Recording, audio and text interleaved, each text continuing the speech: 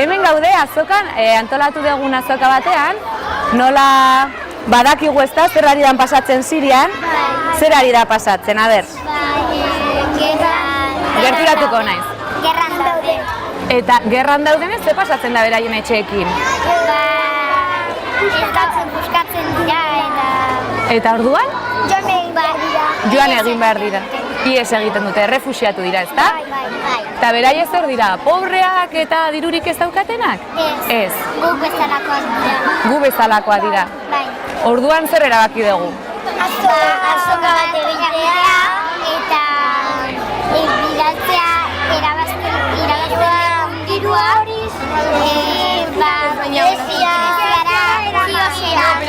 Greziara. Esan, nora eramango dugu? Greziara nora? Ze isla? Kiosera. Eta ze dago elkarte bat, ezta? Deitzen dala? Zaporeak. Eta egon zirela eskolan? Eta zerra saldu ziguten? Zer gertatzen den? Hori da, orduan zer behar dugu azoka honetan? Eta dirua biltzeko zer etorri behar da? Orduan, gonbidatuko dugu mundu guztia bihar azokara etortzen, ezta? Oso ondo. Esango iezue, ekainaren 7 eta 8 denok azokara! Hilabeteak egon gara prestatzen eta kartelak, pelutxak ekarri, jostailuak, gauzak ekarri, Banderak. janaria eta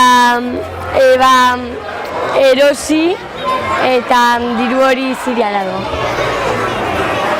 Eta zer egin dugu lanak banatu, ezta? Bai, gela bakoitza gum pankarta handiak eta gauze prestatu.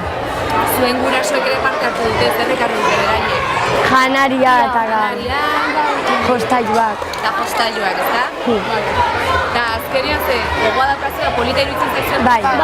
Eta zein da helburua azkenean? Siriako hilagundu. Siriako hilagundu, oso ondo.